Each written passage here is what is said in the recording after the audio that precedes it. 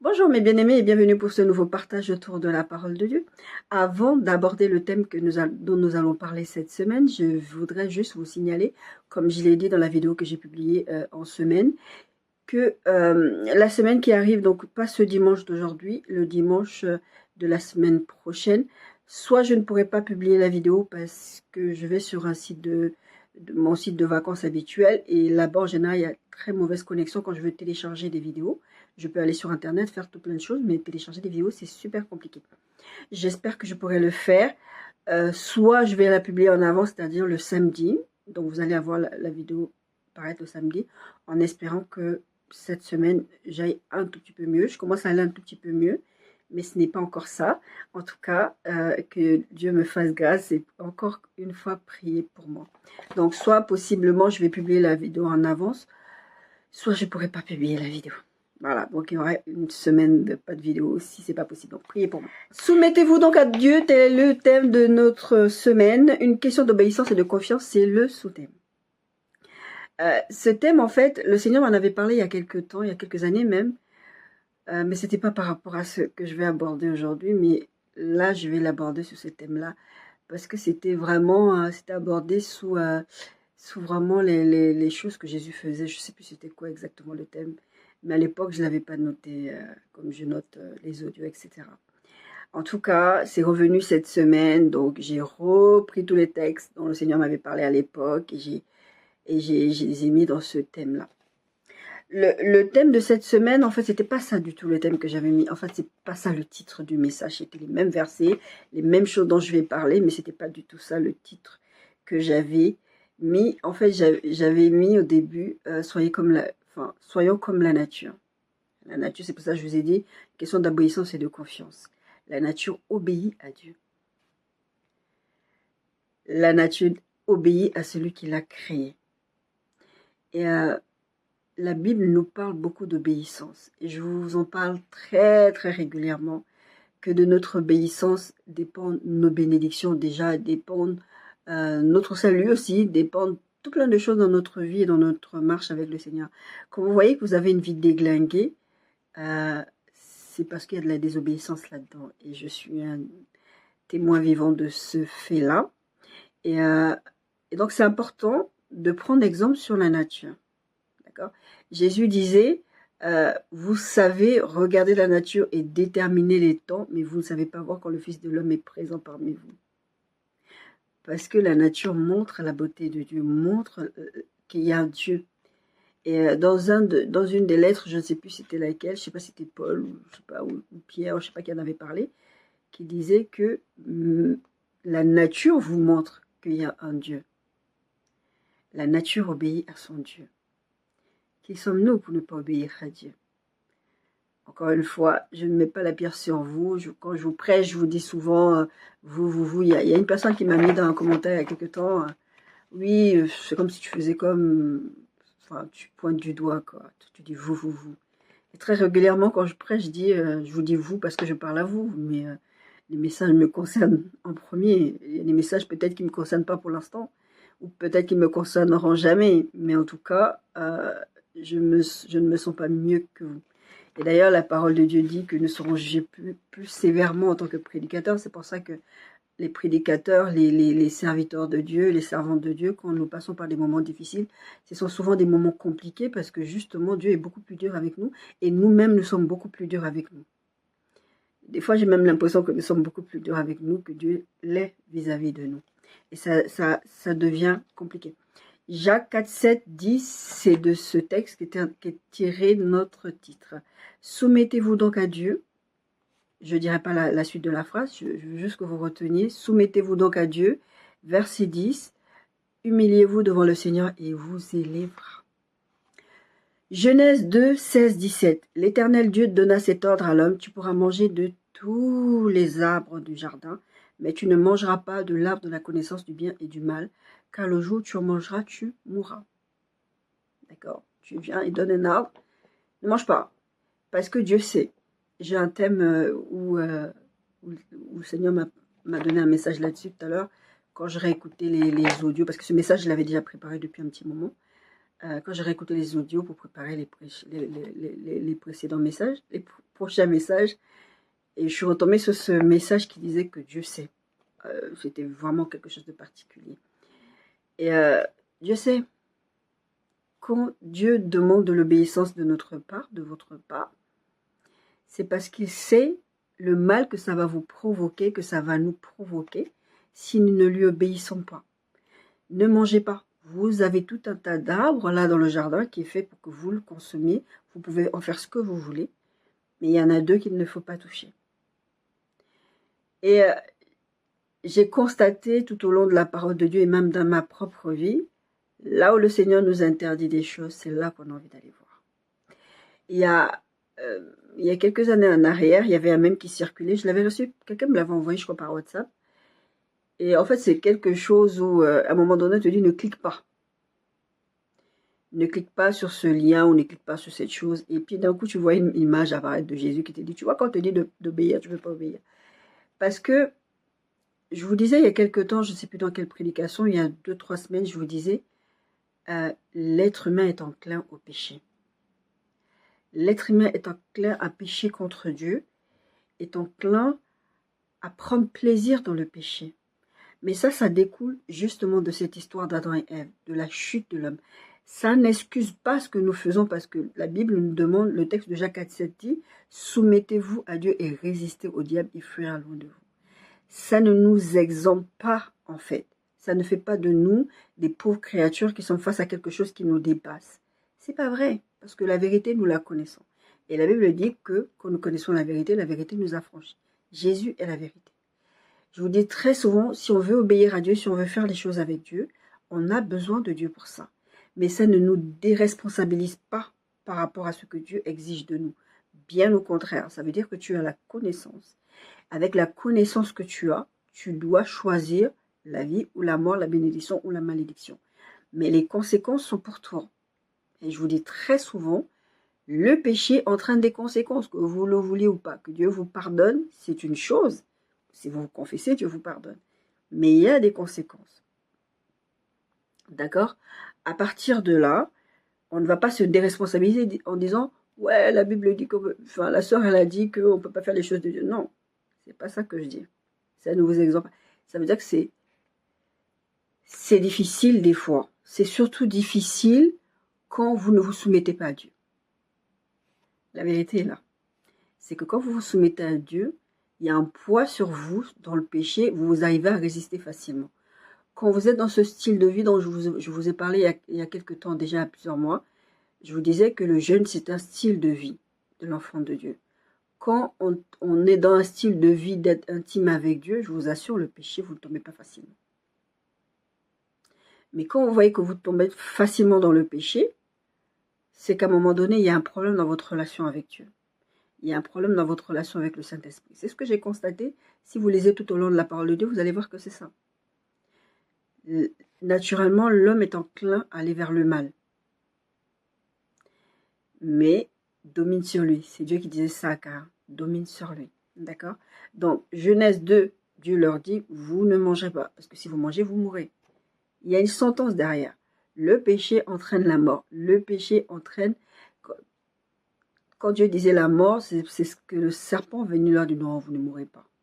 Vous, si je vous parle de mort, vous allez penser, non, on ne va pas mourir parce que voilà, on est sauvé, on a le sang de Jésus, tout ça.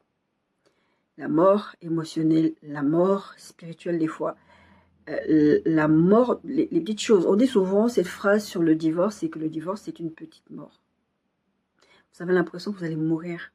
Quand vous avez une amitié qui s'arrête, c'est une petite mort. Il y a différents types de morts. Il n'y a pas que la mort physique et il n'y a pas que la mort spirituelle. Ces choses-là font très très mal.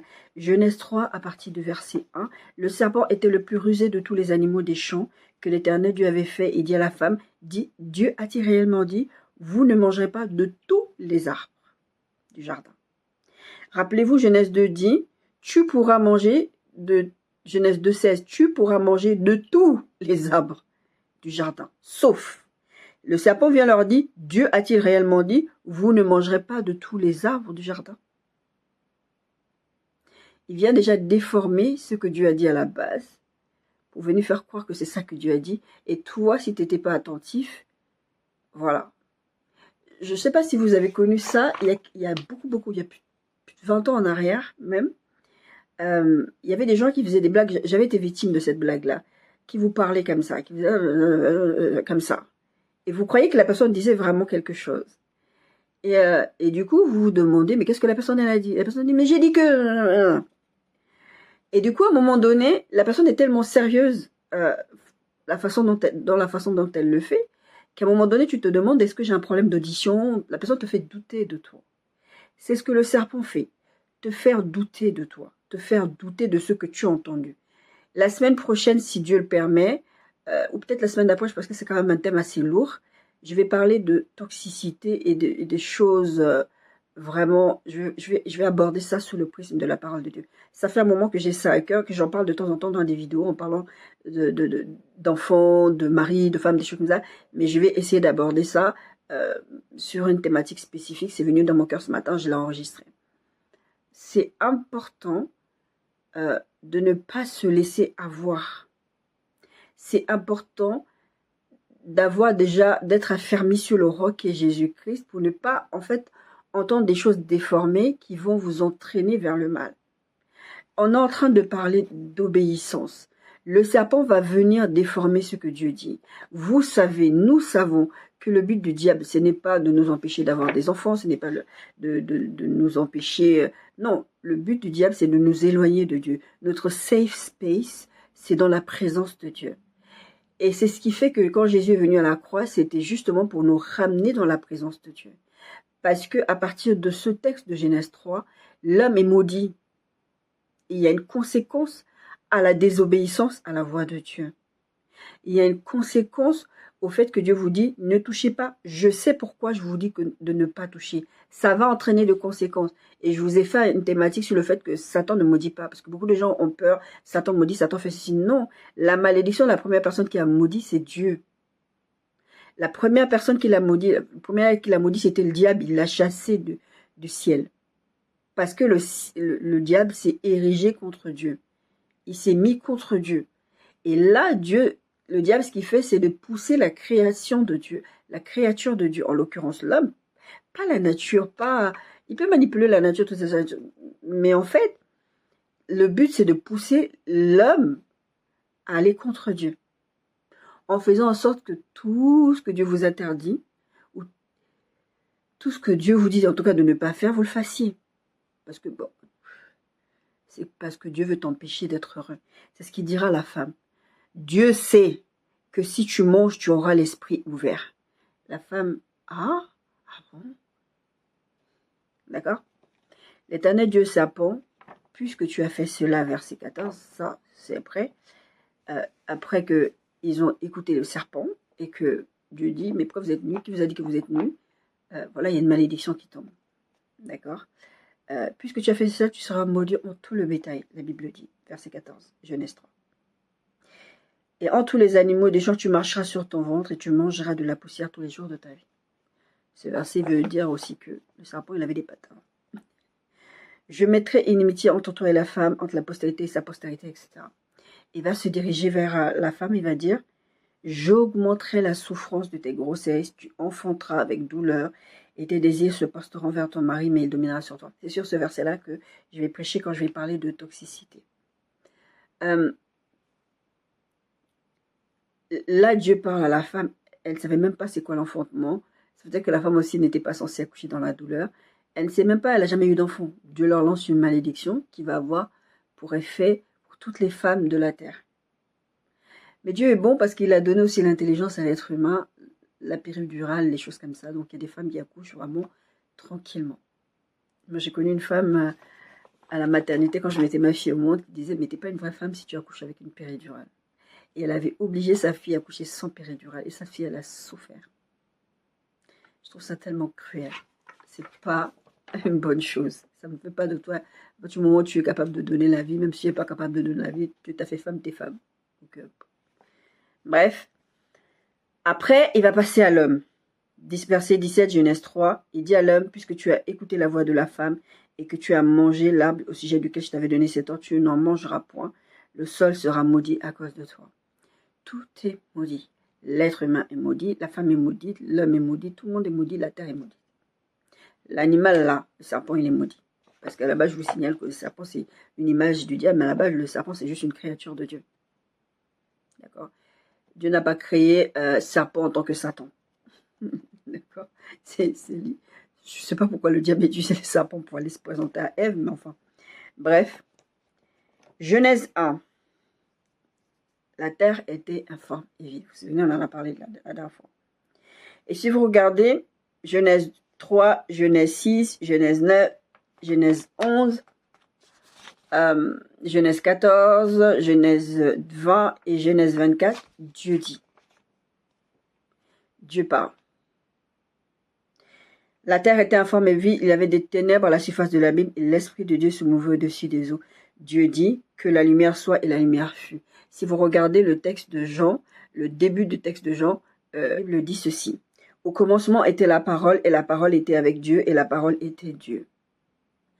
La parole était avec Dieu et la parole était Dieu. Elle était au commencement avec Dieu. Toutes choses ont été faites par elle et rien de ce qui a été fait n'a été fait sans elle. Dieu dit, Dieu donne un ordre. L'Esprit de Dieu, je vous en ai parlé dans la série sur le Saint-Esprit, attend cet ordre pour réagir. Et la parole, c'est qui? C'est Jésus. D'accord? Je vous dis, si vous regardez l'Ancien Testament, vous verrez Jésus partout. D'accord? Dieu dit, et les choses se font. Dieu dit, verset 3, que la lumière soit, et la lumière fut. Dieu dit, verset 6, qu'il y ait une étendue entre les eaux et qu'elle sépare les eaux qu'avec les eaux, et Dieu fit l'étendue, et les choses se font. Dieu dit, verset 11, que la terre produise de la verdure, et la terre produit de la verdure. Dieu dit, et la nature sait qu'elle doit obéir à ce que Dieu dit. La parole est créatrice de vie. C'est pour ça que la Bible dit que la vie et la mort sont au pouvoir de la langue. La parole est créatrice de vie. La nature sait que mon maître a parlé, donc j'obéis, je produis. La nature sait comment faire. L'Esprit de Dieu impulse et les choses se font. La nature a été créée parce que Dieu a dit. Les poissons ont été créés parce que Dieu a dit. L'homme a été créé parce que Dieu l'a décidé. C'est la seule chose où Dieu ne dit pas à l'homme crée-toi et l'homme se crée. Il va lui souffler la vie, il va lui donner une partie de lui. Donc quand le serpent même vient dire à la femme, non mais c'est parce que Dieu ne veut pas que vous soyez comme lui. Mais ils sont comme lui, ils ont été créés à son image. La Bible le dit, d'accord?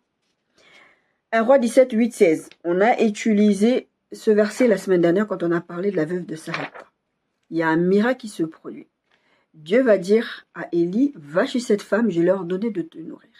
Élie va dans la présence de cette femme et il dit, fais ce que Dieu dit quelque part si tu veux obtenir quelque chose en retour. Il ne le dit pas comme ça, mais grosso modo, c'est ça. Et cette femme finit, au début, elle se justifie, mais voilà, on verra avec l'histoire de Figui. Et finalement, elle obéit. Mais qu'est-ce qui se passe? La farine et l'huile ne manqueront pas.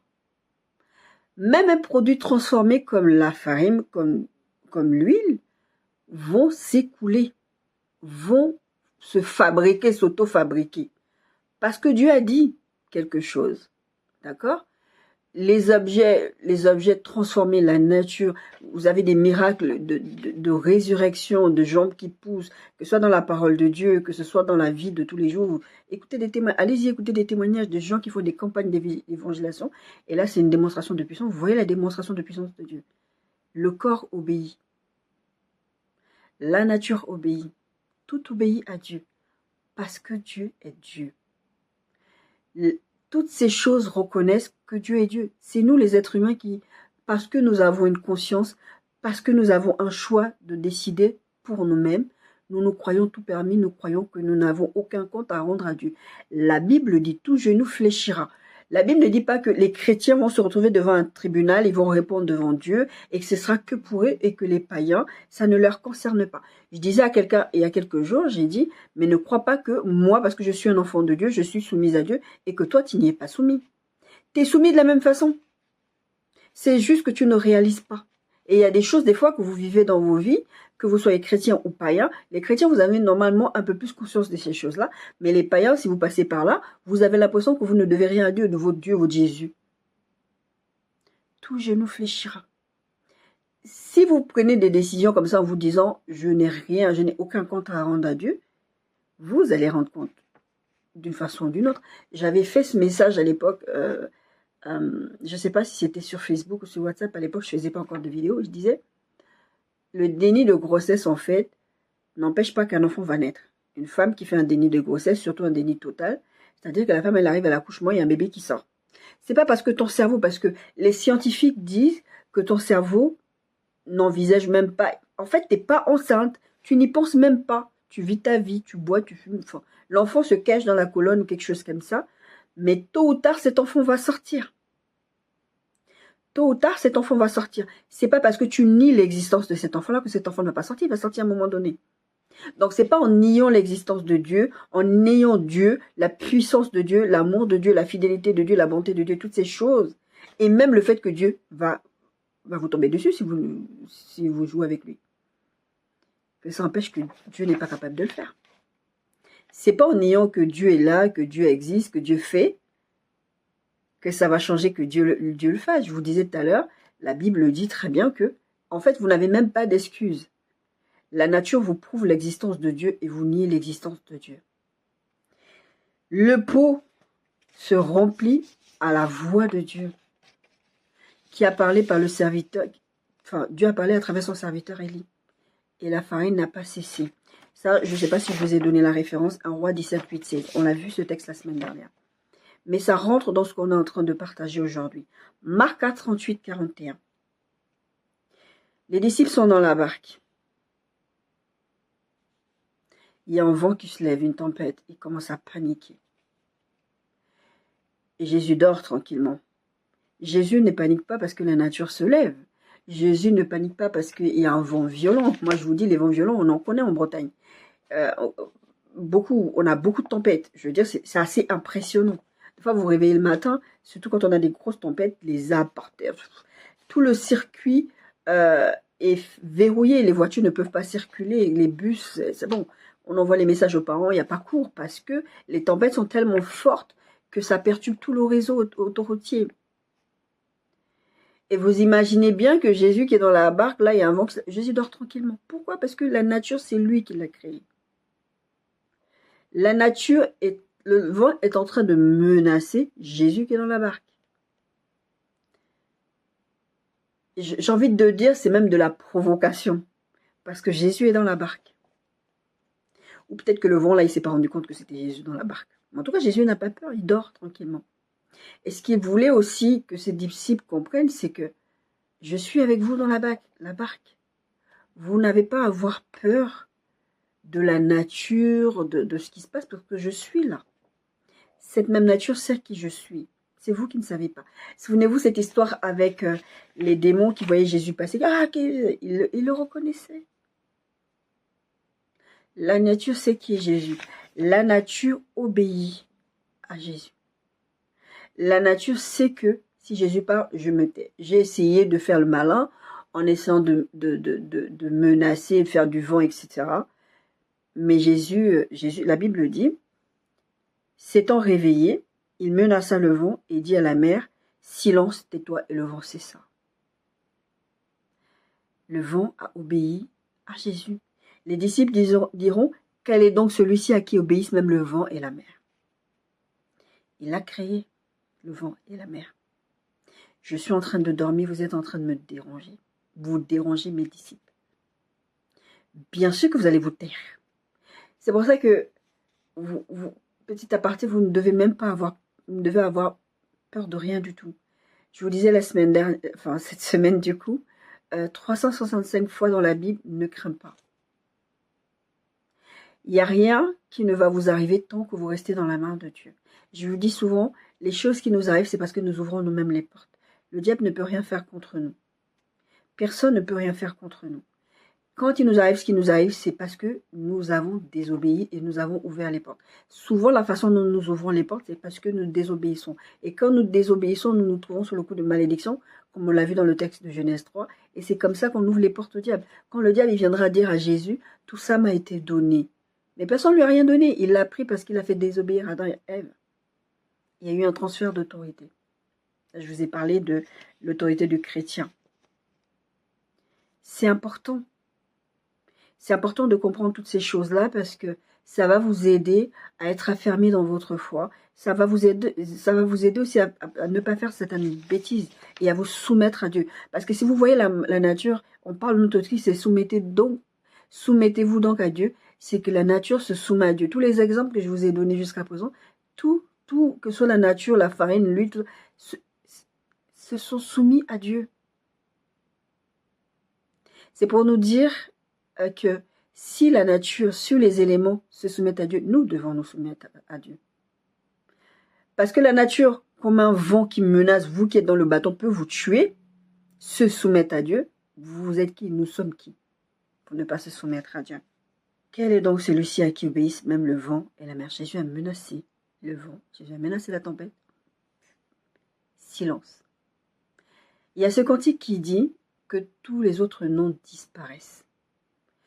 À la voix de Dieu, tout disparaît. Quand je vous ai parlé d'autorité de chrétien, d'autorité d'exercice de l'autorité, il y a quelque chose que je vous disais, c'est que, en fait, quand vous avez reçu le mandat de Dieu, je dis bien quand vous avez reçu le mandat de Dieu, c'est pas vous levez aller chasser des démons n'importe comment, à n'importe quel moment, vous n'êtes peut-être pas dans une situation spirituelle bien et vous allez aller chasser les démons vont se moquer de vous.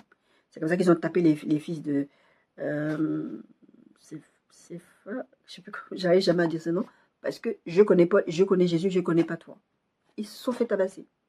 Donc, n'allez pas faire des choses où Dieu ne vous a pas donné le mandat. Donc, je disais dans ce message-là, quand Dieu vous donne un mandat comme ça, le démon n'a pas d'autre choix que de vous obéir. Soumettez-vous à Dieu. C'est pour ça que je vous ai un peu donné cet exemple de Jésus qui passe les démons. Ah, tout de suite, il panique. Parce qu'ils savent qu'il est Jésus. Jésus a cette autorité sans avoir besoin de faire tout un tas de tralala. Et si vous marchez avec Jésus, vous allez avoir cette autorité. C'est important de comprendre la soumission à Dieu si vous voulez avoir du succès dans tout ce que vous faites. Quand vous regardez le texte de Jésus et dans plusieurs textes de la Bible, le Seigneur, il dit, si vous mettez en pratique mes commandements, si vous faites ce que je vous dis, il va vous arriver que des bonnes choses. Si vous vous soumettez à Dieu, c'est ça que ça veut dire, vous allez pouvoir résister au diable, vous allez pouvoir acquérir des bénédictions parce que vous restez dans le chemin. Si vous sortez de votre couloir, en ce moment, il y a les Jeux Olympiques ici. Si vous sortez, vous êtes dans un couloir, vous êtes en train de courir, vous sortez de votre couloir, vous allez être éliminé. Normal. Vous ne pouvez pas aller où Dieu ne vous envoie pas, vous ne pouvez pas faire ce que Dieu vous interdit de faire et penser qu'il n'y aura pas de conséquences. Il y aura des conséquences. C'est un mensonge de vous faire croire, et c'est pas ce que je vous prêche quand je vous prêche, que Dieu, demandez pardon, Dieu va vous pardonner. C'est un mensonge de vous faire croire que tout ce que vous faites, tout ce que nous faisons n'a aucune conséquence. Des fois, ce que nous faisons a même des conséquences sur nos enfants. Sans parler des traumas, sans parler des choses. Vous avez un père qui est alcoolique, l'enfant devient alcoolique, les autres deviennent alcooliques. Vous avez un père qui est adultérin, les enfants sont comme ça. Pourquoi vous croyez que certains enfants se comportent comme leur père? Si vous regardez le livre des rois et des chroniques, vous verrez à un moment donné, la parole de Dieu dit, il a fait pire que son père, il a fait pire que son père, il a fait tout ce que Dieu ne voulait pas. Parce qu'à un moment donné, ces gens-là ont donné l'exemple, ont implanté quelque chose de mauvais dans les enfants, que vous en ayez conscience ou pas. D'un coup, un enfant se met à tabasser sa femme parce qu'il a vu papa faire ça avec maman. C'est important de ne pas transmettre certaines choses. Moi, quand j'ai appris certaines choses au niveau spirituel dans ma vie, j'ai dit ça s'arrête à ma génération. Ça s'arrête à ma génération. Je ne peux plus le permettre. Arrivé à un certain âge, pas marié, les mariages, enfin, c'est bancal, il n'y a pas de vrai mariage, c'est du n'importe quoi. Oh, personne dans ma famille. En tout cas, chez les femmes. Dieu m'a promis. Et j'ai dit, ça s'arrête à moi. Ça n'ira pas plus loin. C'est pas normal. Donc, c'est important que vous ayez conscience, vous acceptiez, que nous acceptions la soumission à Dieu. Matthieu 14, 25, 33. Jésus va marcher sur l'eau. La nature sait, l'eau sait. C'est Jésus qui est sur moi. Je ne vais même pas discuter. Je vais trouver le moyen d'obéir. Dieu a dit, et la lumière fut. Jésus a parlé au vent, et le vent a cessé. Jésus marche sur la mer, La mère trouve un moyen, quel qu'il soit, qu'il a trouvé, se solidifier, je ne sais pas, rendre Jésus plus léger, je ne sais même pas c'était quoi le concept ou le principe. La mère a su que Jésus marche sur l'eau. Jésus, lui, marche. Il part de quelque part. Vous savez, il allait dans les campagnes, il guérissait, il faisait... Puis il a vu ses disciples sur l'eau. Qu'est-ce qu'il a fait? Ben, il les a rejoints. Il continue de marcher. La nature n'a pas dit, mais il y a les lois de la pesanteur, il y a toutes ces lois-là, c'est Dieu qui les a mises, hein, je vous signale. Il y a la loi de la pesanteur, il y a la loi de, je sais pas trop quoi, de Newton, je sais pas quelle loi que les êtres humains ont inventée, que Dieu sait, parce que c'est Dieu qui les a créées. Et Jésus marche, on va dire, ben non, il doit se noyer. Parce que rappelez-vous, Pierre va venir après, Pierre va tomber, parce que la Bible le dit, parce qu'il va regarder, mais voyant que le vent était fort, il eut peur, et comme il commençait à s'enfoncer, il s'écria, Seigneur, sauve-moi, verset 30, Matthieu 14. Pierre, logiquement, à un moment donné, il va tomber dans l'eau. Il va commencer à s'enfoncer. Quand Jésus a marché sur l'eau, la mère n'a pas cherché à discuter avec Jésus, c'est Jésus, la parole. Elle s'est soumise à l'autorité de Jésus. Elle s'est soumise à la seigneurie de Jésus. Qui sommes-nous? Soumettez-vous à Dieu, c'est une question d'obéissance. La question de confiance, on l'abordera un tout petit peu à la fin. C'est une question d'obéissance, de se soumettre à Dieu, d'accepter que Dieu, Jésus est Seigneur, Jésus est roi des rois. Il y a longtemps que je l'ai mis de côté ce thème-là parce que j'ai des recherches à faire. Et comme j'ai tout plein de thèmes que je prépare des fois, il faut vraiment que je m'attelle là-dessus. C'est sûr, Jésus Seigneur, Jésus Sauveur. Ça fait des années que je prêche un peu sur ce sujet-là, mais il faut vraiment que je fasse une prédication en vidéo. C'est important de remettre Dieu à la place de Dieu dans nos vies. Et aujourd'hui, la société est ce qu'elle est, nos familles sont ce qu'elle est, ce qu'elles sont, pardon, parce que Dieu n'est plus à la place de Dieu sur la terre. Avant, les gens avaient même encore la crainte de Dieu. Aujourd'hui, personne n'a la crainte de Dieu. Parce que Jésus n'est pas revenu. Ouais, Jésus revient bientôt. Ne mangez pas le fruit, vous mourrez. Non, vous ne mourrez pas. Ce ne sont que des fables, la Bible. À la 4e veille de la nuit, Jésus alla vers eux marchant sur la mer. Verset 26. Quand les disciples le virent marcher sur la mer, ils furent troublés et dirent, c'est un fantôme. C'est un esprit. C'est pas normal. Quelqu'un qui a des molécules, qui est un être humain, pour aller sur l'eau, il lui faut un moyen pour aller sur l'eau. Il ne peut pas marcher sur l'eau. C'est logiquement impossible. C'est même pas que c'est logiquement, c'est impossible. Personne n'a jamais fait ça avant Jésus.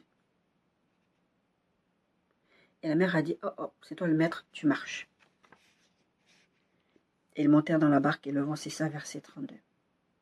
Ceux qui étaient dans la barque, verset 33, vinrent se prosterner devant Jésus et dire, tu es véritablement le Fils de Dieu. Tout ça, c'est pour dire, Dieu est Dieu. Moïse, quand il disait à Dieu, il disait, qu'est-ce que je vais leur dire pour les délivrer d'Égypte? Parce que je dis quoi? Qui m'envoie? Dis-leur que c'est lui qui est m'envoie. Dis-leur que je suis, t'envoie. Quelque chose comme ça. Il n'a même pas donné... Ah non, il n'a pas dit je suis Dieu. Je suis celui qui commande. Je suis celui qui fait. C'est important de faire comme la nature. De ne pas chercher à comprendre. Dieu a dit, je ne sais pas, je ne comprends pas, mais je le fais. Parce que Dieu a dit. Souvent, quand on me pose la question par rapport à la Bretagne, par rapport à plusieurs choses que je vis, mais comment ça se fait que Dieu a dit? J'ai une fille dans la foi qui m'a dit, mais pourquoi tu continues? Je vous dis depuis la semaine dernière que je passe des temps troubles, mais c'est pas d'aujourd'hui que je passe des temps troubles. Mais pourquoi tu continues? Mais c'est pas grave. Ma fille, elle m'a dit, maman, là, t'es pas bien, parce qu'elle a vu comment j'étais. C'est pas grave, cette semaine ne tourne pas, tu tourneras la semaine prochaine, reprends les forces. Dieu m'a pas donné l'autorisation. Bien au contraire, ça fait un moment que je prie. Une fois, le Seigneur m'a dit, si je te laisse, c'est pas que Dieu ne veut pas que je prenne l'épouse, hein, parce que je travaille pas en vrai. Je travaille pas, donc j'ai le temps de faire des pauses, d'accord? Le Seigneur m'a dit ceci une fois. Enfin, il m'a fait comprendre ceci, c'est que si jamais je te laisse, tu vas complètement abandonner. Et je sais que les attaques que je subis, les choses que je vis, si j'ai dit ouais, cette semaine je me repose, et puis je vais me dire, ah, la semaine prochaine aussi je vais me reposer, et je vais jamais reprendre des vidéos. Parce que je subis beaucoup trop d'attaques et je suis trop fatiguée. Et je passe par des moments beaucoup compliqués. Et que si je suis encore là, c'est par la grâce de Dieu. On est toujours dans cette ligne directrice qui dit que la nature, les objets, tout ceci m'a Dieu. Jean 2, 1 à 11. Les noces de Cana. Marie va voir Jésus, le vin est fini. Qu'est-ce qu'on fait? La fête n'est pas finie, il n'y a pas assez de vin. Femme qui tient entre toi et moi. Bon, faites ce qu'il vous dira. Je m'en fiche, je sais que toi, si tu parles, si tu fais quelque chose, la situation va être sauvée. Jésus dit, bon, après avoir râlé contre sa mère, apportez-moi des vases, mettez de l'eau dedans. À quel moment l'eau va devenir du vin? Par quel miracle? Logiquement, l'eau c'est l'eau, le vin c'est le vin. Si vous voulez avoir de l'eau aromatisée, aujourd'hui même on a encore des procédés de mettre des sirops, des machins. À quel moment l'eau devient du vin? Je ne sais pas ce que Jésus l'a dit au vin. Je ne sais pas ce qui s'est passé avec l'eau. L'eau plutôt, pas le vin. Le vin s'est soumis à Jésus. Marie ne savait pas. Marie, elle disait aux disciples, faites ce que vous dira. Mais l'eau aussi a fait ce que Jésus a dit. Oh, moi je suis une molécule d'eau, H2O, je ne peux pas devenir du vin. Ah, Jésus a parlé, je me débrouille, mais je deviens du vin. Jésus a parlé, Jésus n'a même pas parlé, l'histoire de Jésus a marché sur l'eau, Jésus n'a même pas parlé, il a juste marché. Ah, c'est Jésus, débrouillons-nous. Le vin ayant manqué, la mère de Jésus lui dit, non plus de vin. Verset 7, Jésus leur dit, remplissez d'eau ces vases et le remplirent jusqu'au bord. Puisez maintenant, leur dit-il, et portez-en à l'ordonnateur du repas, et ils emportèrent. Quand l'ordonnateur du repas eut goûté l'eau changée en vin, il va dire, mais comment ça se fait que tu ramènes le bon vin à la fin? C'est pas normal ce que tu fais. Normalement, tu dois ramener le bon vin au début, et comme ça, tu mets le mauvais vin à la fin. Comme ça, à la fin, bah, les gens, on a déjà trop bu, on se rend même pas compte qu'est-ce qui est bon, alors qu'au début, on va se rendre compte, mais toi, tu ramènes du bon vin à la fin. Mais parce qu'ils ont demandé à Jésus d'intervenir à la fin. J'ai un message qui vient de venir dans ma tête. Parce qu'ils ont demandé à Jésus d'intervenir à la fin. L'eau n'a pas cherché à comprendre. Jésus a donné un ordre. Jésus est là. Bon, mettez de l'eau. L'eau devient le vin. Matthieu 17, 24, 27. Lorsqu'ils arrivèrent à Capernaum, ceux qui percevaient les 2 drachmes s'adressèrent à Pierre et lui dirent, votre mère ne paie-t-il pas les 2 drachmes? Vous savez, c'est l'histoire du poisson qui va avoir de l'argent dans son ventre pour que Jésus donne la dîme, l'impôt. Mais pour ne pas les scandaliser, verset 27, va à la mer, jette l'hameçon, ça c'est Jésus qui parle à son disciple, et tire le premier poisson qui viendra, ouvre-lui la bouche et tu trouveras un terre, prends-le et donne-le pour moi et pour toi. Jésus, tu dois payer l'impôt. Encore une fois, notre titre, c'est soumettez-vous à Dieu. C'est une question d'obéissance et de confiance. Là, une question de confiance. Vous devez même pas avoir peur dans vos finances. Ok, votre situation est là comme ça. Jésus se trouve dans la situation, il doit donner l'impôt à César. Mais il n'a pas d'argent. Alors, qu'est-ce qu'il y a? Bon, on va demander au poisson. Vous savez, dans la mer, il y a des gens, des explorateurs. Il y a des bateaux qui ont coulé avec de l'or, tout ça. Il y a un ordre là qui a été donné là-bas. Le poisson est allé chercher les pièces dont il avait besoin. Il l'a ramené à Jésus. Et il a sacrifié sa vie, le poisson. D'accord? Voilà l'argent pour l'impôt. Question de confiance. Quand Dieu nous demande de nous soumettre à lui, c'est parce que derrière, quels que soient les troubles par lesquels nous passons, il va toujours nous aider à sortir des situations. S'il y a quelqu'un qui connaît comment nous sortir des situations, c'est Dieu. Les disciples ont eu peur dans la barque. Jésus a fait taire la tempête. Là, il y avait une question d'argent.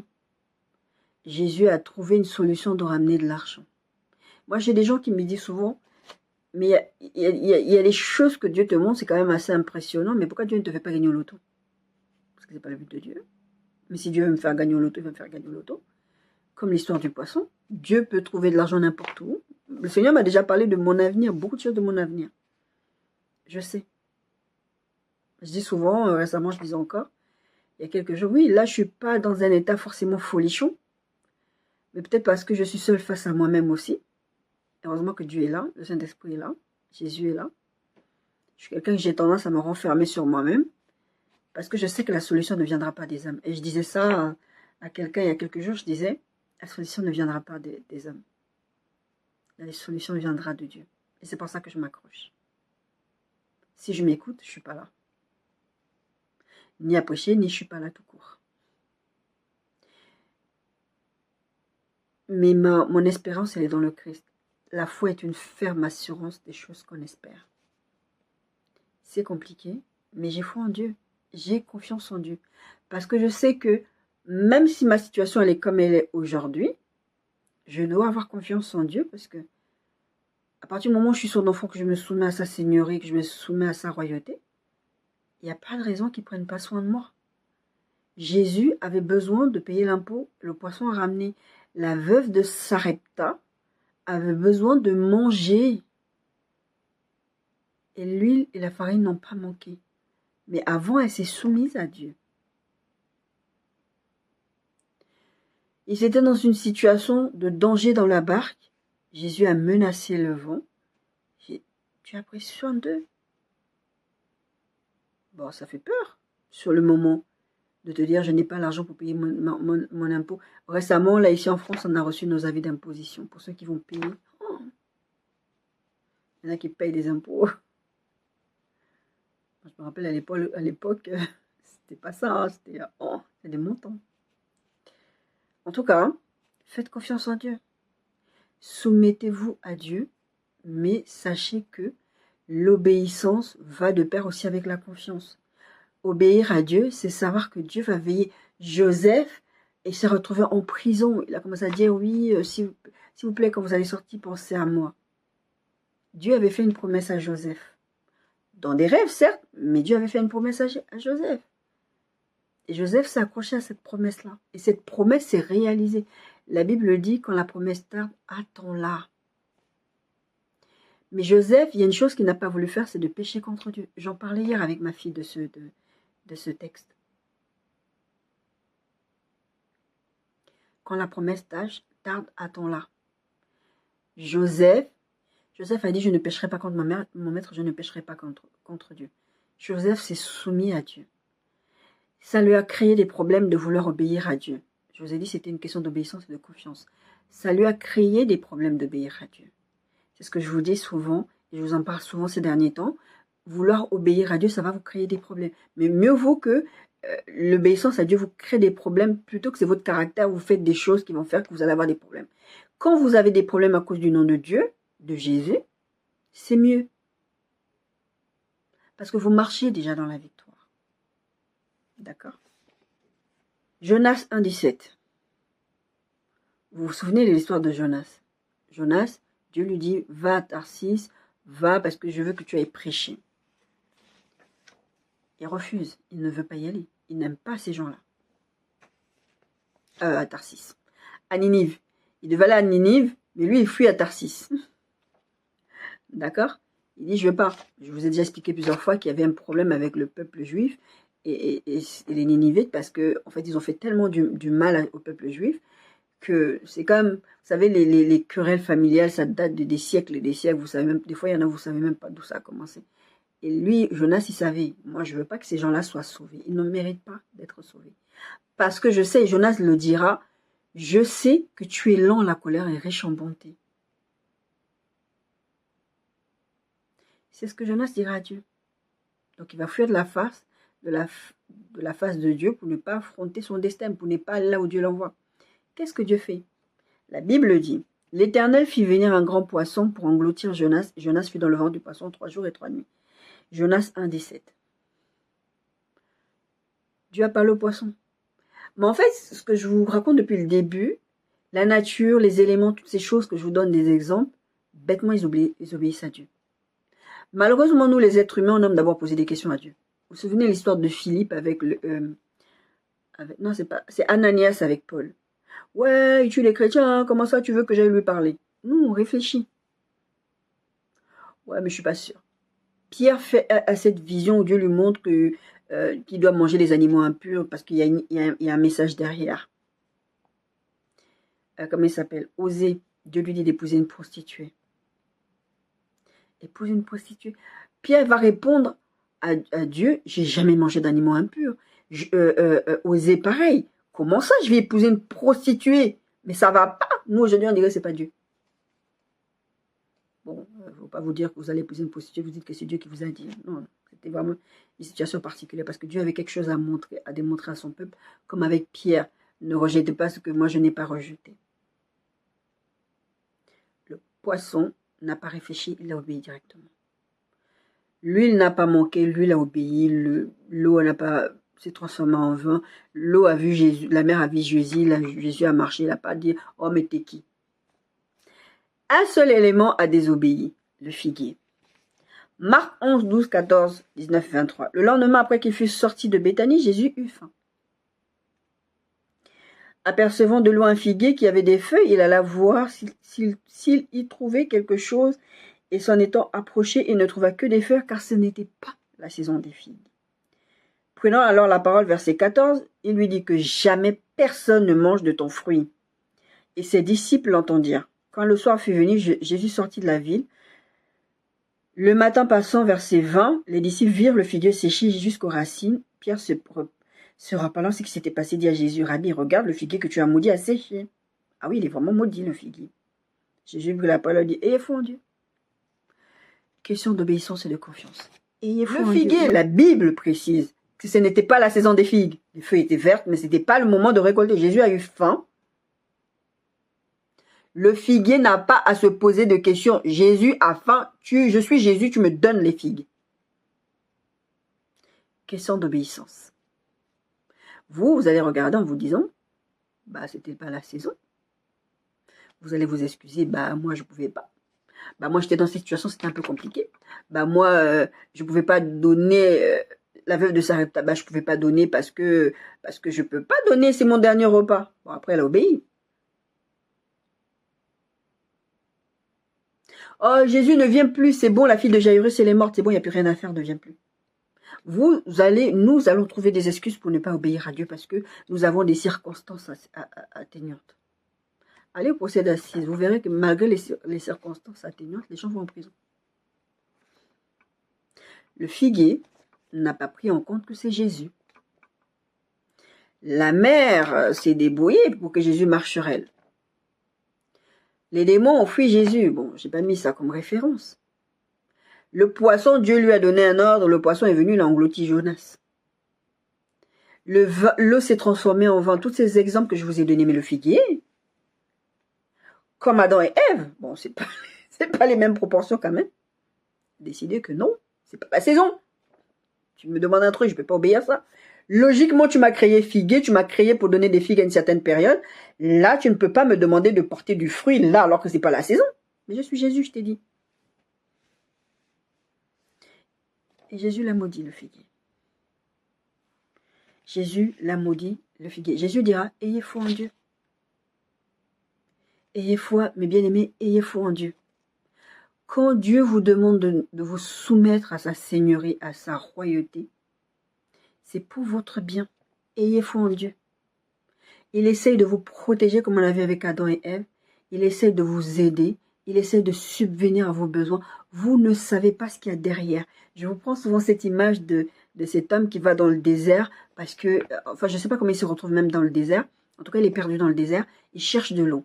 Il cherche de l'eau, il cherche de l'eau, il cherche de l'eau. Et tu as une grande main qui descend du ciel, qui essaie de le pousser vers la bonne direction. Sauf que la main est en train de le pousser de plus en plus loin dans le désert. Il dit non, je veux pas suivre cette main.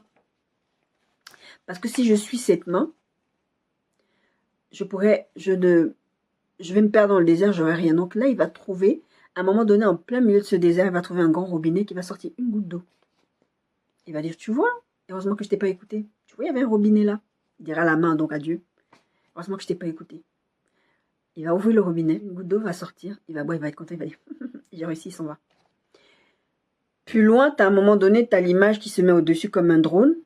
Tu verras que derrière où il était censé aller, où la main est en train de le diriger, il y avait un oasis, il y avait de l'eau, beaucoup d'eau, il y avait à manger, il y avait une femme qui l'attendait là-bas. Je vous ai déjà parlé plusieurs fois de cet exemple-là. Dieu sait. C'est soumettre à Dieu, c'est obéir à Dieu. Ben, c'est ça même le principe d'une soumission, c'est obéir à Dieu en sachant que Dieu sait ce qu'il fait et Dieu sait où il est en train de t'amener.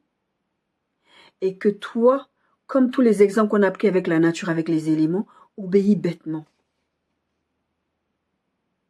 Si tu veux poser des questions à Dieu, pose des questions à Dieu, parle-en avec Dieu comme Ananias l'a fait avec Jésus, comme Pierre a fait, comme Ézéchiel qui va demander, Dieu va parler avec lui, il va dire qu'est-ce que tu vois, ils vont discuter. Ayez un dialogue avec Dieu, ok, mais obéissez à Dieu. Ananias avait peur, mais Paul, il tue les chrétiens. Mais Jésus lui a dit et il a obéi. Se soumettre à Dieu, c'est vraiment avoir cette capacité d'obéir promptement à Dieu. Ne pas dire ouais, je vais remettre à plus tard, non, je vais faire ça comme ça. Parce que des fois, tu crois mieux savoir. Et le pire, c'est que tu te mets dans des situations compliquées et après, tu vas demander à Dieu au secours. Je n'y arrive pas. Parce que des fois, nous, on croit mieux savoir que Dieu. Ayez foi en Dieu, dira Jésus. Se soumettre à Dieu, c'est aussi une question de confiance et il faut avoir foi en Dieu. C'est important. L'histoire de la veuve de Sarepta nous le dit ça. Ok, là, tu me demandes de donner ça, mais moi, je n'ai que ça. Et après, je vais mourir, mon enfant et moi. Est-ce que tu n'as pas pitié de mon enfant et de moi? Est-ce que tu ne vois pas ma réalité, Seigneur? Mais bon, ok, peut-être que ma réalité est là, je rentre dans moi-même, ma réalité est là, mais je dois avoir foi en Dieu parce que se soumettre à Dieu, c'est accepter que je donne ce dernier repas au prophète. C'est une image, hein. Je ne vous dis pas d'aller faire des bêtises, après vous allez dire que Dieu vous envoie faire des choses et puis après vous êtes perdu. Non, il faut voir le discernement. Là, c'était une question, je pense qu'elle a très bien discerné cette dame-là. Parce que Dieu dira au prophète Élie, j'ai ordonné à cette veuve. Et je vous disais la semaine dernière ou la semaine d'avant, la pauvre veuve, elle ne savait même pas que Dieu lui avait ordonné. C'est Dieu qui l'a dit ça. Mais ça veut dire qu'à un moment donné, elle allait obéir à Dieu. C'était un ordre de Dieu. Quand Dieu donne un ordre, on se soumet à son ordre. Dieu dit, et la lumière fut. Dieu dit, et il y a eu des animaux. Dieu dit, et voilà. Jésus a dit, le vent a cessé. Jésus a marché. Des fois, il n'y a même pas besoin de parler. C'est Jésus. Le figuier s'est rebellé. Ça, c'est la rébellion, la provocation. Le figuier a dit non. La mer là, la mer quand ils étaient dans le vent, quand ils étaient dans la barque, a essayé. Vous savez, nous les Africains, on a ce côté. Quand on n'a même pas besoin de crier sur un enfant. Tu regardes seulement l'enfant, tu dis c'est ma haie. C'est ça que Jésus l'a fait au vent. Une fois, j'habitais encore en région parisienne. J'étais dehors, il y avait les gens de la maison de quartier que je connaissais, avec qui j'avais sympathisé. Et ma fille, je ne sais plus ce qu'elle était. Elle était toute petite, je ne sais plus ce qu'elle avait fait. Je l'ai regardée, j'ai fait ça. J'ai même pas parlé. Et les filles qui étaient là, qui suivaient la scène, ont rigolé parce que ma fille s'est stoppée. Jésus a menacé le vent. Et les disciples diront, quel est donc celui-ci à qui obéissent même le vent et la mer? On l'a lu tout à l'heure. Le vent a tenté. Mais le vent s'est soumis. Ah non, ouais, c'est Jésus. Bon. Le figuier a dit, non, moi, je ne suis pas d'accord. Il peut avoir faim. Voilà, je ne vais pas sortir les figues. C'est pas la saison. Quel exemple je vais donner? Quel exemple je vais donner? Tu obéis? C'est Jésus. La fin, il te demande des figues. Parce que maintenant, tu es maudit. Dieu a dit, ne mangez pas. Vous mourrez. Ils ont dit non. le serpent a envie de leur parler. Elle a dit, non, mais vous ne mourrez pas. Vous ratez vos bénédictions, vous ratez votre protection, vous ratez tout un tas de choses parce que vous ne vous soumettez pas à Dieu, parce que nous ne nous soumettons pas à Dieu. Moi, le Seigneur m'avait dit, tu vas te marier en 2019. Compte 6 mois de janvier, je ne me suis pas mariée. Pourquoi? Parce que j'étais en train de désobéir à Dieu. Je ne me suis même pas arrêtée. Et je suis dans une situation où je me dis, mais ok, Dieu a promis. Le Seigneur m'a montré. Mais il y a un adage qui dit, une leçon pas apprise va être répétée. C'est-à-dire que Dieu te promet des choses, tu dis, ouais, mais Dieu avait promis, c'est pas arrivé dans les délais, mais parce que tu as désobéi à Dieu. Se soumettre à Dieu, c'est de ne pas lui désobéir, parce que Dieu sait ce qu'il dit. Dieu sait ce qu'il dit quand il dit, n'allez pas toucher à ça, n'allez pas dans cette direction. Vous allez avoir des problèmes, vous allez tomber sur le coup d'une malédiction, vous allez rater des choses, vous allez rater la femme, vous allez rater le mariage, vous allez rater le contrat. Si Dieu te dit, va à tel endroit, à telle heure, à tel moment, parce que tu vas rencontrer quelqu'un là-bas, la plupart du temps, Dieu ne te dit même pas parce que tu vas rencontrer, il va te dire juste, va à tel endroit, à telle heure. Et tu vas à tel endroit, à telle heure, bah, tu vas avoir la personne. Mais si tu dis, oh, c'est bon, j'ai la flemme, et puis d'ailleurs, il pleut, et puis d'ailleurs, il vente, et puis il y a la neige, je vais pas y aller, mais tu vas rater. Parce que souvent, il y a des choses où Dieu va vous montrer en amont, et il y a des choses où il ne va pas vous montrer. C'est une question de confiance et d'obéissance. Il va vous donner une direction générale, et allez là-bas, vous allez trouver la spécificité. La spécificité, pardon, va venir. Mais il faut que vous fassiez déjà ce pas-là. Si Dieu te dit, va au Canada, mais Seigneur, je fais comment? Va dans les étapes, les petites étapes, déjà crois en ce que Dieu te dit, prends les étapes que Dieu te donne, et après il ouvre les portes au fur et à mesure. Tu ne seras jamais bloqué. Parce que Dieu parle et Dieu fait. 1 Samuel 15, 10, 11, 22, 26, 29, 30. Vous savez l'histoire avec Samuel. Il fait tout plein de bêtises. Et une des bêtises qu'il fait, c'est que Dieu lui dit, vous allez vouer par interdit, vous allez gagner la guerre contre les Amalécites et vous allez vouer par interdit les animaux, etc. Vous n'allez pas prendre ça, vous n'allez pas prendre. Arrivé là, ils gagnent la guerre, mais ils prennent le butin. Et puis quand il arrive, prophète Samuel, il dit, mais qu'est-ce que tu as fait? Pourquoi tu as fait ça? Dieu t'avait parlé. Verset 10, 1 Samuel 15, 10. L'Éternel a adressé la parole à Samuel et lui dit, je me réponds d'avoir établi Samuel pour roi, car il se détourne de moi et n'observe point mes paroles. Samuel fut irrité et il cria à l'Éternel toute la nuit. Du coup, Samuel va prier pour Saül, que Dieu ne rejette pas Saül en fait du trône. Samuel dit, l'Éternel trouve-t-il du plaisir dans les holocaustes et les sacrifices comme dans l'obéissance de la voix de l'Éternel? Voici l'obéissance vaut mieux que les sacrifices et l'observation de sa parole vaut mieux que la graisse des béliers. Car la désobéissance est aussi coupable que la divination. C'est à quel point ne pas se soumettre à Dieu, c'est pire que si tu vas faire la sorcellerie et la voyance et toutes ces choses-là pour Dieu. C'est grave. On a vu tous les exemples que je vous ai donnés, les conséquences que ça peut avoir dans vos vies, dans les générations futures, mais aussi dans votre relation avec Dieu. Puisque tu as rejeté la parole de l'Éternel, il te rejette aussi comme roi. Samuel dira à, je ne sais plus si c'était avant ou après, ton trône aurait été affermi. Non, c'était avant, c'était avec l'histoire où il a paniqué, parce que Saül, son travail, c'était de désobéir à Dieu.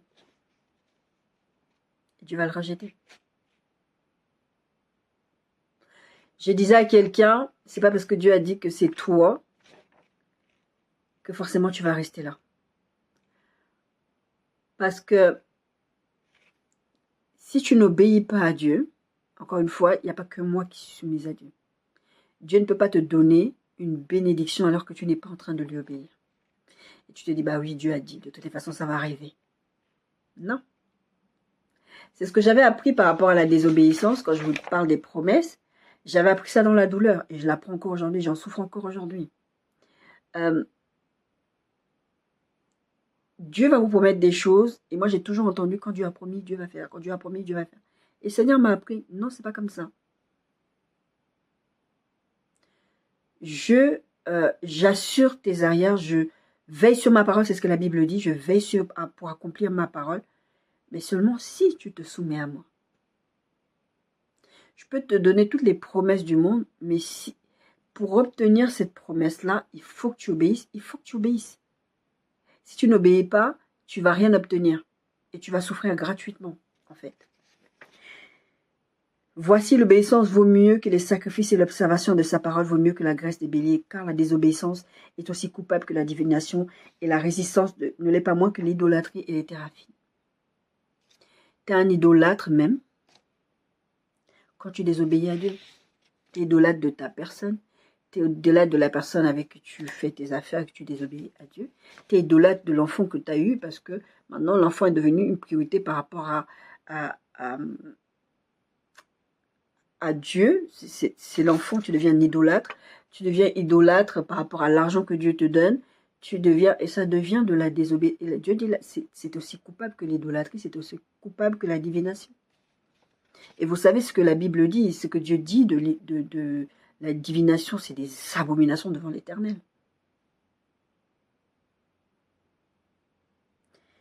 Il y a tout un tas de choses que Saül va dire à Samuel, oui, j'ai péché contre Dieu.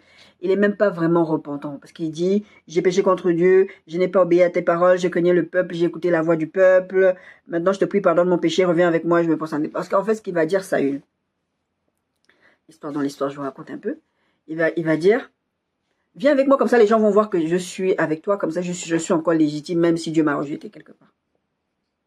Ça, c'est une autre histoire.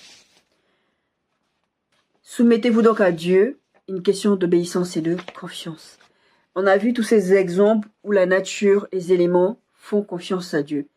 Dieu est le créateur. Je vous avais fait ce message au début, c'était je crois sur TikTok, où je disais Dieu créateur, Satan créature, il n'y a pas match.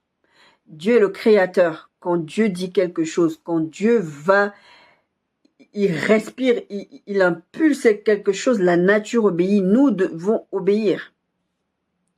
Il y a des conséquences derrière à la désobéissance. Dieu s'en fiche que tu dises que je vais à l'église, que je prêche, que quoi que je fasse et que je désobéisse à Dieu, bah il s'en fiche, Dieu. L'obéissance vaut mieux que les sacrifices. Ouais, Seigneur, Seigneur, nous avons été à l'église tous les dimanches, nous t'avons servi. Mais je m'en fous, je ne vous connais pas.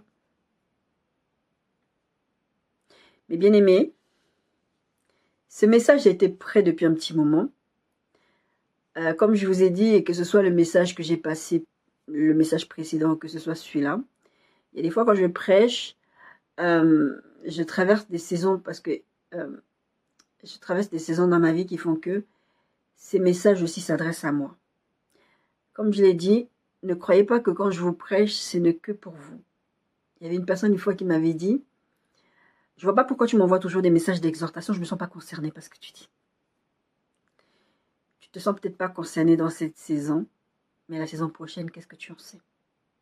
C'est important de connaître la pensée de Dieu, de comprendre la parole de Dieu. C'est ce que Dieu veut aujourd'hui. Ce que Dieu veut aujourd'hui, c'est que tu regardes ce message et que tu te dises, ok,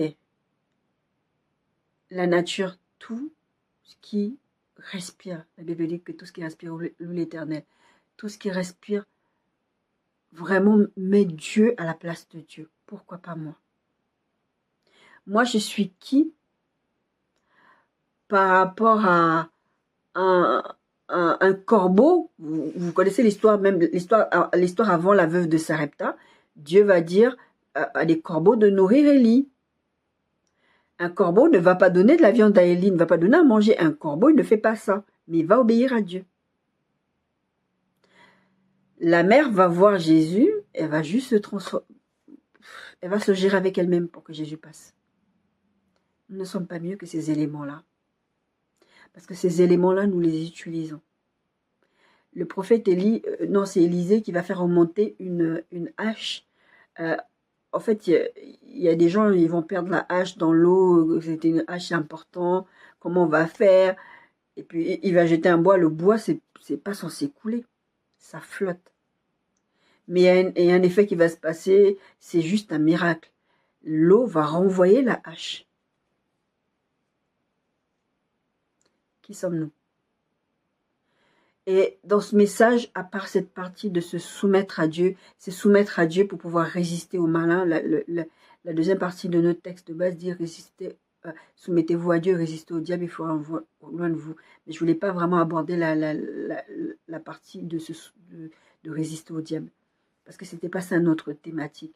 Mais en tout cas, être dans la présence de Dieu, se soumettre à Dieu, c'est accepter que Jésus est roi, c'est accepter que Dieu est Seigneur, c'est accepter que Dieu est Dieu. Et que Dieu sait mieux que toi, et que Dieu sait mieux que moi. Si il est capable, avec tous les exemples que j'ai donnés aujourd'hui, il y en a encore plein, et là je vous parle, il y a des exemples qui viennent. Lisez votre Bible, obéissez à Dieu, c'est pour votre bien. On a vu l'histoire, je vous ai parlé un peu de l'histoire du corbeau, l'histoire de la veuve de Sarepta, l'histoire des noces de Canaan, et toutes ces choses sont importantes pour que vous ayez confiance à Dieu. L'histoire du poisson, etc., qui ramène des pièces. C'est important pour que vous sachiez que ayez foi en Dieu, c'est ce que Jésus dira dans le texte. Ayez foi en Dieu. Ayez foi en Dieu. Quand Dieu nous demande de nous soumettre, ce n'est pas pour nous faire du mal. C'est comme cette histoire de mariage. Femmes, soyez soumises à vos mariages. C'est pas à vos maris. Normalement, si j'aborde la thématique, c'est la toxicité. La semaine prochaine, je parlerai de ça. Quand Dieu vous demande d'obéir, c'est pas pour votre mal. C'est parce qu'il a des projets de bonheur pour vous. C'est parce qu'il veut vous faire du bien. Il va vous faire du bien. Mais encore faut-il que vous puissiez lui être soumis. Même si, encore une fois, comme j'ai pris l'exemple sur le déni de grossesse, même si vous pensez que vous n'avez pas à être soumis à Dieu, action-conséquence. La nature se soumet à Dieu. Les esprits se soumettent à Dieu. Satan qui fait le malin là, il se soumet à Dieu. Parce que créateur, créature. Nous ne sommes personne devant Dieu. Jésus dira dans le texte d'Apocalypse, vous êtes nus, vous êtes pauvres, allez vous acheter de l'or chez moi, etc. C'est parce que vous ne le savez pas. Nous avons besoin de Dieu et nous avons besoin de nous soumettre à Dieu. Nous avons besoin de nous soumettre à Christ. Il a payé un prix beaucoup trop élevé pour que nous puissions jouer avec la vie qu'il nous a donnée et pour que nous puissions jouer avec ce qu'il nous donne et les directions qu'il est en train de nous faire prendre dans notre vie. Même si nous avons l'impression que c'est dur, nous devons lui être soumis parce qu'il sait mieux que nous. La Bible dit que Dieu peut voir une fourmi noire dans l'obscurité la plus totale. Il connaît le nombre de nos cheveux. Ce n'est pas toutes ces histoires de nature que je vous ai pris l'exemple. Qu'est-ce qu'il ne peut pas faire pour vous? Qu'est-ce qu'il ne peut pas faire pour vous? Mais bien aimés, soumettons-nous à Dieu, soumettez-vous à Dieu. Obéissez-lui en toutes choses et en tout temps. C'est pour votre bien. Parce que Dieu veut vous faire du bien. Soyez bénis.